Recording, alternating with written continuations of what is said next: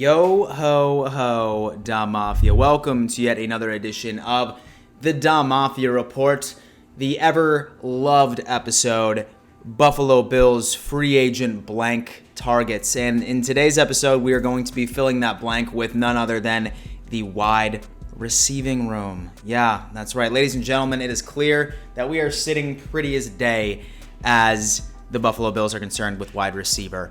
We have Stephon Diggs, Cole Beasley, Gabe Davis. We have Isaiah Hodgins most likely coming back, say that he impresses in training camp. But I just so happen to be taking the rumors pretty seriously that John Brown is most likely about to be cut in order to save some cap room so we can go out and make some much needed improvements since we are essentially hurting for some cash. So I went on ahead and I compiled about 3 wide receivers in this free agent class coming up in 2021 that I thought would be interesting and would be worth having a conversation about.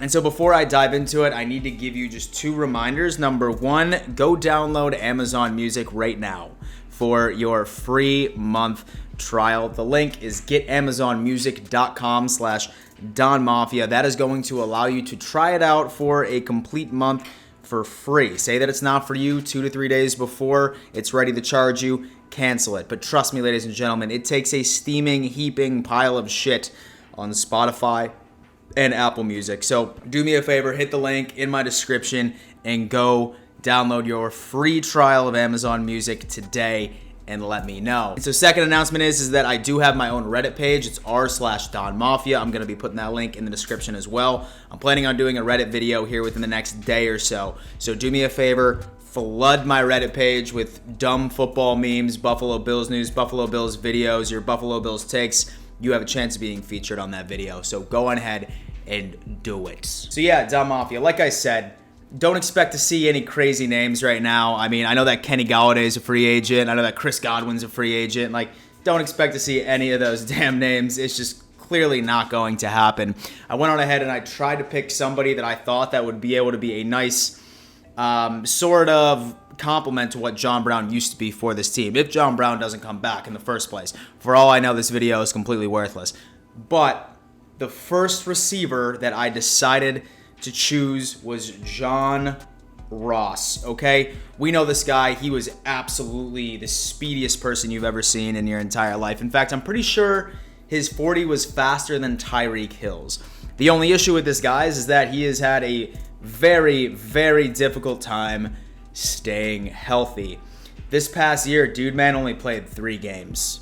He only played 3 games, and then he ended up getting injured. And it's not really the craziest part about his story here as well. This guy has never played a complete season his entire career. His best season, he played 13 games, okay? And he ended up having 17 reception touchdowns in 2019. He only played 8 games and had 3 reception touchdowns, 506 yards there, 210 yards there. So, I mean, it was crazy. It was either Cincinnati didn't utilize him when he was on the field, or maybe there was a reason that they're really not interested in signing him back. One of the pluses in this perspective is that this dude would be cheap. I mean, you've heard me say this a lot, especially in my past videos. There's going to be a lot of low risk and high reward. I mean, this guy is not going to be calling for a crazy contract. I mean, I wouldn't be surprised if we could see this guy sitting at $3 to $4 million 1-year deal, and a lot of it tied up into incentives. So I think John Ross would be interesting. He is an unrestricted free agent, and say that he's open to having a conversation. I think that having a ridiculously fast wide receiver to replace our ridiculously fast wide receiver in John Brown wouldn't be that bad of an opportunity. Next up, ladies and gentlemen, the ex-Jacksonville Jaguars receiver, Dede Westbrook. Now, don't get me wrong, he may not even be an ex-receiver for the Jacksonville Jaguars. Maybe they want to bring him back. Maybe Urban Meyer wants to bring him back for Trevor Lawrence and sort of give him a receiver that's been in the league for a couple of years. But I'm leaning toward the fact that the Jaguars are about to completely move away from this guy, starting off. So really when it comes down to it, the story with Dede is This past year in 2020, he only played 2 games and he got injured and he missed the rest of the season. So he's coming off of an injury. But when you look back in 2019 and 2018, had, I would say, some pretty decent years, right? In 2019, 660 reception yards, 717 reception yards that year. He seems to have a drop issue, though. He had 6 drops in 2018, 4 in 2019, 3 touchdowns in 2019, and 5 touchdowns in 2018. So this guy was definitely an interesting pickup. I think that he might be a solid option for the Buffalo Bills. Now, don't get me wrong. I mean, we have plenty of talent in this wide receiver room already. Stephon Diggs, Cole Beasley, Gabe Davis. I mean, this is fine. We're just looking for somebody to be a compliment at this point. Dede's still young, and I really enjoyed watching this guy at Oklahoma when he played. He was an absolute stud, and I feel like maybe it had to do with the fact that maybe some of his other receivers were just getting a lot more love, or back in 2019, 2018, it was the Leonard Fournette show. They had a hard time with their quarterback issue. And so it makes it interesting as well. I think this is going to be a similar story to John Ross. I feel like that he is going to be relatively affordable at this point. I mean, he's getting off of his rookie deal, and I mean, his average salary was $769,000.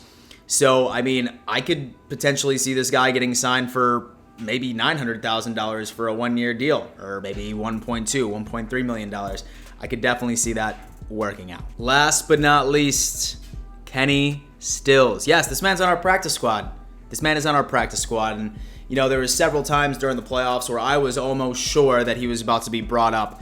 I thought it was going to happen in the divisional round, and I thought it was definitely going to happen in the AFC Championship game. Maybe that should have happened, but at the end of the day, it just didn't.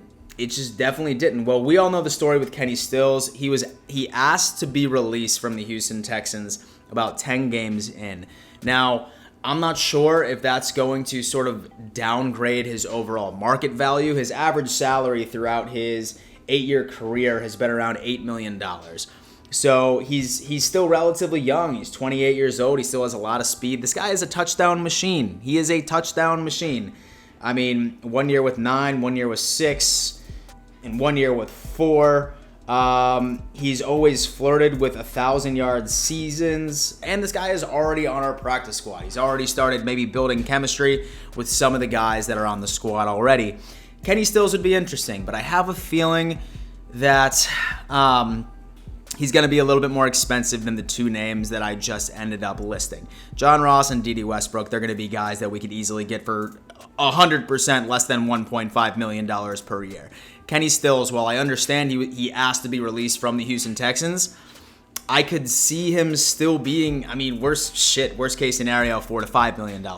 And I'm not sure if Brandon Beane is going to want to go on ahead and spend that kind of money on a receiver when we already have a stacked room as is. But maybe somehow, some way, no other team wants to work with Kenny Stills, and he's already on our practice squad. He's familiar, so he maybe agrees to like a $1 or $2 million deal based off of incentives halfway, signing bonuses, who knows? That's also an option.